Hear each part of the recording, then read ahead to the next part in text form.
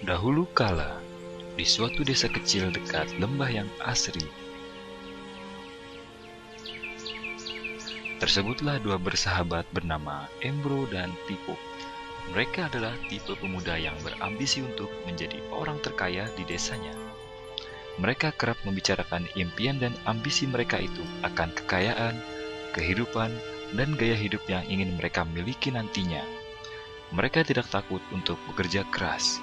Hanya saja mereka masih belum mendapatkan kesempatan untuk dapat mewujudkan cita-cita mereka. Hingga suatu hari, kesempatan itu pun datang.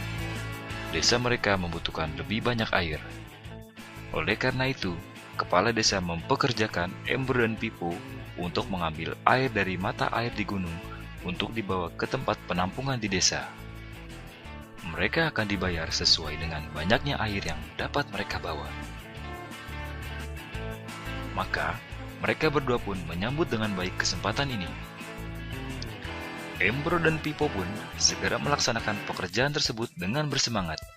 Setiap hari sejak pagi hingga sore, mereka bergegas menuju mata air dengan membawa ember masing-masing. Mereka bekerja keras untuk membawa air sebanyak mungkin ke tempat penampungan air di desa. Menjelang sore hari, mereka pun pulang dengan membawa upah dari hasil jerih payah mereka hari itu. Embro merasa puas sekali dari hasil kerjanya itu dan besarnya upah yang ia dapatkan. Ia yakin bahwa dengan pekerjaannya ini, ia bisa segera mewujudkan cita-citanya. Lain halnya dengan Pipo, ia merasa tidak nyaman dengan cara yang mereka lakukan itu. Ia mencari cara yang lebih nyaman untuk mendapatkan lebih banyak uang. Suatu hari, Pipo mendapat sebuah gagasan. Ia berniat membangun sebuah saluran pipa untuk langsung mengalirkan air ke tempat penampungan di desanya, sehingga ia tidak perlu lagi membawa ember. Dengan antusias, Pipo pun menceritakan gagasannya ini kepada Embro dan mengajaknya bekerja sama. Tetapi, Embro tidak sependapat. Ia bahkan mentertawakan gagasan Pipo tersebut. Embro merasa dirinya mampu mendapatkan lebih banyak uang dengan cara lebih sering mengambil air dan menggunakan ember yang lebih besar. Dengan cara ini, Embro yakin penghasilannya akan meningkat. Pipo akhirnya memutuskan untuk mewujudkan sendiri gagasannya itu. Ia mengerti tidaklah mudah untuk membangun saluran pipa tersebut. Dibutuhkan beberapa tahun untuk menyelesaikan dan menikmati hasilnya. Namun, tekadnya telah bulat. Ia pun tetap bekerja keras mengangkat air dengan ember setiap hari seperti biasa. Tetapi di akhir minggu dan setiap ada waktu luang, Pipo bekerja untuk membangun saluran pipanya. Pada bulan-bulan pertama, hasilnya hampir tidak kelihatan. Orang-orang mulai banyak mentertawakan dan mencemooh Pipo. Mereka menjulukinya Pipo si manusia saluran pipa. Sementara itu, penghasilan Embro telah meningkat 2 kali lipat. Ia sudah berhasil membeli hal-hal yang selama ini dia impikan. Gaya hidupnya pun sudah mulai berubah. Ia sering menghabiskan waktu dengan berfoya-foya sepulang kerja, menikmati hasil jerih payahnya mengangkat ember.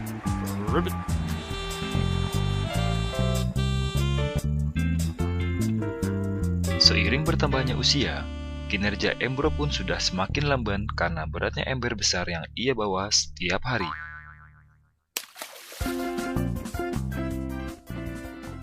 Bulan berganti bulan, tahun berganti tahun, dan akhirnya Pipo berhasil menyelesaikan saluran pipanya. Kini tanpa perlu bersusah payah mengangkat ember, Pipo akan mendapat lebih banyak uang berkat air yang terus mengalir memenuhi tong-tong air di tempat penampungan.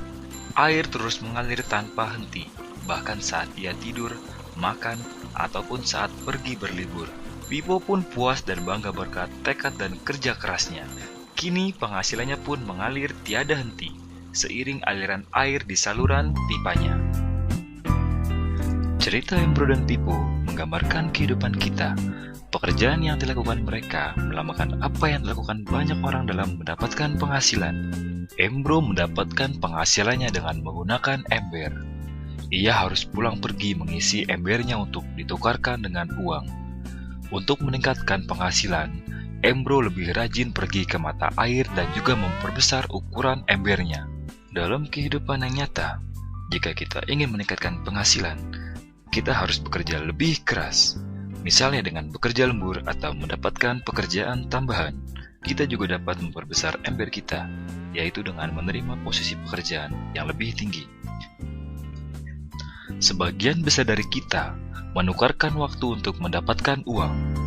Seperti juga Embro, kita hanya memiliki 24 jam per hari, dan tidaklah mungkin kalau kita membarterkan seluruh waktu kita untuk bekerja. Ada saatnya ketika kita tidak mampu membarter lagi waktu kita karena alasan usia, penyakit, ataupun alasan lainnya, sehingga penghasilan kita terhenti sama sekali.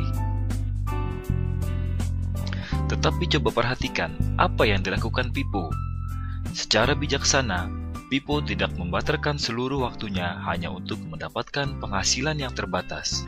Dia menggunakan sebagian waktu yang dimilikinya untuk membangun saluran pipa karena dia tahu saluran pipa ini akan mendatangkan penghasilan yang berkesinambungan tanpa ia harus membarterkan seluruh waktunya. Dia tahu bahwa suatu hari nanti, mungkin karena alasan usia atau kesehatan, dia tidak akan lagi dapat membarterkan waktunya dengan uang. Untuk mampu mewujudkan gagasannya, dia hanya perlu bekerja keras sekali saja dengan cara membangun saluran pipa. Setelah itu, maka penghasilan akan mengalir bagi Pipo. Pipo telah menunjukkan kepada kita bahwa untuk mendapatkan penghasilan, kita tidak harus selalu membarter waktu kita dengan uang. Ada cara lain yang lebih baik. Bagaimana dengan Anda? Apakah Anda masih seperti Embro yang membarterkan waktu Anda untuk mendapatkan penghasilan? Atau Anda ingin mengikuti jejak Pipo dengan mulai membangun saluran pipa untuk mendapatkan penghasilan yang berkesinambungan? Jika Anda tertarik dengan gagasan saluran pipa, hubungi orang yang meminjamkan Anda DVD ini agar Anda bisa memulai membangun saluran pipa penghasilan Anda saat ini juga.